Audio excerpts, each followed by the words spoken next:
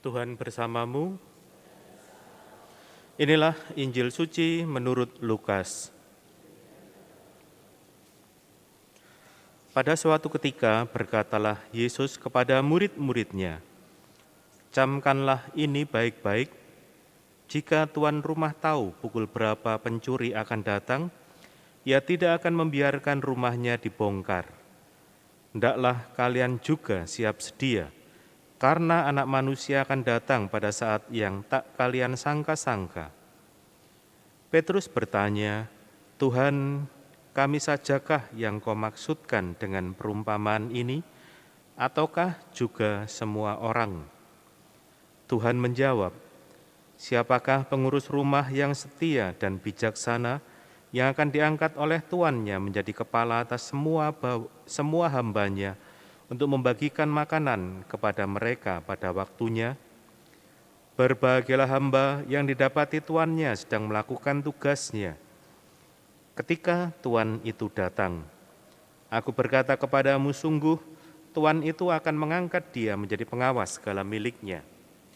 Tetapi jika hamba itu jahat dan berkata dalam hatinya, tuanku tidak datang-datang, lalu ia mulai memukuli hamba-hamba lain, pria maupun wanita, dan makan minum serta mabuk, maka tuannya akan datang pada hari yang tidak disangka-sangka. Dan pada saat yang tidak diketahuinya, dan tuan itu akan membunuh dia serta membuat dia senasib dengan orang-orang yang tidak setia. Hamba yang tahu akan kehendak tuannya tetapi tidak mengadakan persiapan atau tidak melakukan apa yang dikehendaki tuannya, ia akan menerima banyak pukulan. Tetapi barang siapa tidak tahu akan kehendak tuannya dan melakukan apa yang harus mendatangkan pukulan, ia akan menerima sedikit pukulan. Barang siapa diberi banyak, banyak pula yang dituntut daripadanya. Dan barang siapa dipercaya banyak, lebih banyak lagi yang dituntut daripadanya." Demikianlah sabda Tuhan.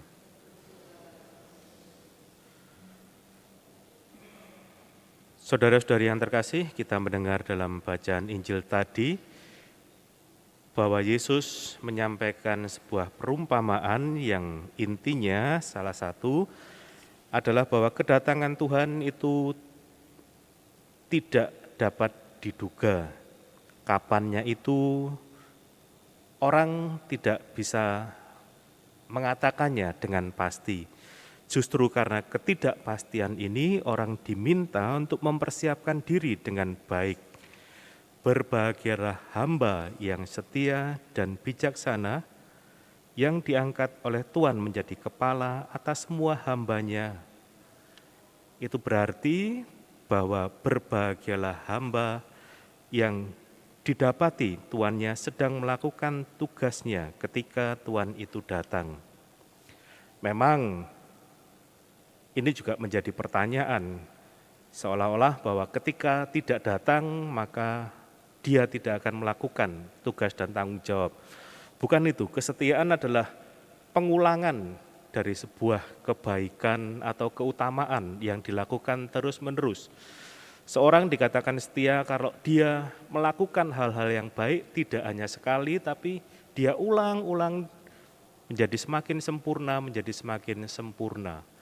Maka tentunya tugas dan tanggung jawab itulah menjadi penilaian apakah seorang setia atau tidak. Seorang hamba yang tahu kehendak tuannya tetapi tidak mengadakan persiapan atau tidak melakukan apa yang dikehendaki tuannya, ia akan menerima banyak pukulan. Jadi kriterianya dari sebuah kesetiaan adalah bagaimana orang sering melakukan apa yang dikehendaki oleh tuannya. Dalam hal ini Tuhan sendiri, dan mengadakan persiapan untuk menyambut kedatangannya. Ini juga kita bisa bertanya, seberapa sering kita mengupayakan kehendak Tuhan dalam tindakan-tindakan kita. Kemuliaan pada Bapa dan Putra dan Roh Kudus,